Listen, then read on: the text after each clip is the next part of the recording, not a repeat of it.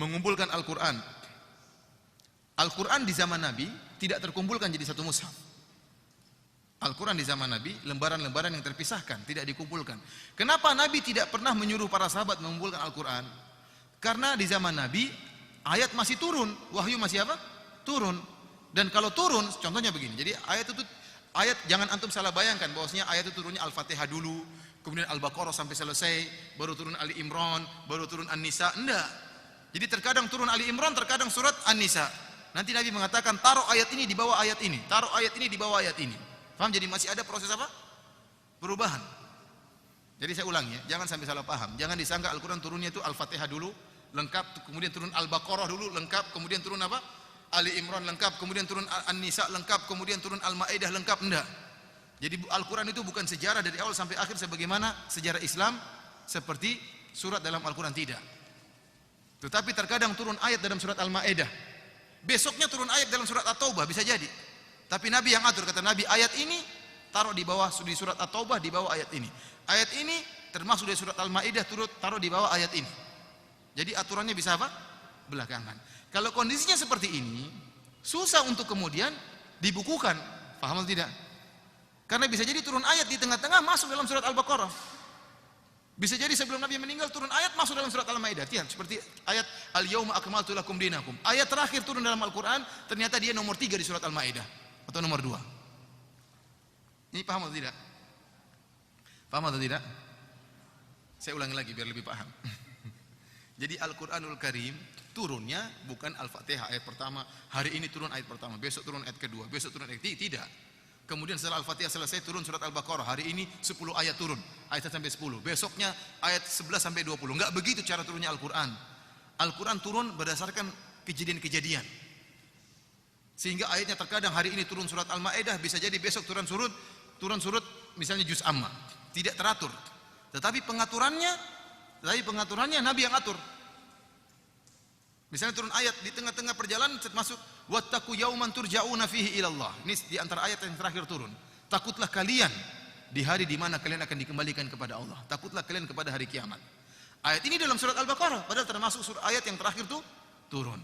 Al-Baqarah secara urutan surat yang kedua. Maka tatkala turun ayat ini Nabi mengatakan letakkan ayat ini di surat Al-Baqarah setelah ayat ini. Nabi perintahkan demikian sehingga para sahabat nulis di lembaran, oh ditambah. Paham? Contohnya surat Al-Maidah ayat terakhir yang turun Al-Yauma akmaltu lakum dinakum. Pada hari ini telah aku sempurnakan bagi kalian agama kalian. Ini ayat terakhir yang turun dalam Al-Quran. Ternyata dia nomor 3 dalam surat Al-Maidah. Al-Maidah lebih 100 ayat.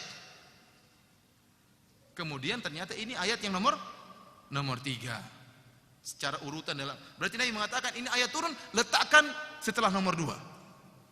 Oleh karenanya sulit tergambarkan di zaman Nabi untuk dikumpulkan Al-Quran karena penulisan selalu terjadi apa? Perubahan, ada tambahan. Oh ini dipindahkan ke ayat ini, oh ditambahkan sini. Kemudian ada kemungkinan yang kedua. Kemungkinan yang kedua kenapa tidak dikumpulkan di zaman Nabi? Karena dalam Al-Quran ada nasikh dan mansukh, ada perubahan. Allah mengatakan manansakh min ayatin aw nunsiha na'ti bi ghairin minha aw mithliha. Alam ta'lam anna Allah ala kulli syai'in qadir. Ayat yang kami mansuhkan. Jadi ada ayat yang mansukh. Jadi enggak mungkin Al-Quran dikodifikasikan, dibukukan, karena bisa jadi kata Nabi ayat yang itu hapus. Bisa jadi. Siapa yang suruh? Allah Subhanahu wa taala. Karena ada proses ini, ada proses pengaturan yang bisa tambah-tambahan atau ada yang dihapuskan, maka secara logika Al-Quran tidak bisa dikodifikasikan, dikumpulkan di zaman para sahabat. Kapan mulai dipikirkan untuk dikodifikasikan? Setelah Nabi SAW meninggal. Tatkala Nabi SAW sudah meninggal, maka tidak mungkin ada ayat yang mansuh dan tidak ada lagi tambahan-tambahan ayat. Oh tambah ayat ini di surat ini, oh tambah ayat ini di surat ini. Enggak ada. Oleh karenanya baru terfikirkan ide oleh Zaid bin Thabit radhiyallahu taala anhu menyampaikan kepada Abu Bakar, kita kodifikasikan Al-Quran. Oleh karenanya membukukan Al-Quran di zaman Nabi tidak ada, benar. Ini dianggap sebagai bid'ah hasanah oleh sebagian ulama. Menurut kita itu bukan bid'ah, menurut ulama yang lain bukan bid'ah, sekedar istilah.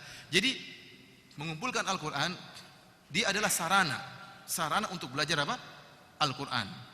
Yang kita bahas, yang kita permasalahkan bukan masalah sarana, tapi ritual ibadah baru. Ini yang tidak ada, yang di zaman Nabi tidak ada ritual ini, maka zaman sekarang nggak boleh. Beda dengan sarana. Di zaman Nabi tidak ada mengkodifikasikan Al-Quran, sekarang dibuat di zaman para sahabat, karena ini membantu untuk memahami Al-Quran dan Sunnah. Dan ini adalah bab termasuk dari bagian sarana seorang supaya mudah belajar Al-Quran, Al-Qurannya dikumpulkan. Secara logika demikian. Jadi bukan merupakan ritual ibadah. Ya, saya tanya sama antum, membukukan Al-Quran itu ritual ibadah atau bukan? Bukan, dia bukan ritual ibadah, bukan sedang sholat, bukan sedang zikir, tidak. Dia hanya sekedar memudahkan untuk belajar Al-Quran, maka Al-Qurannya dikodifikasikan.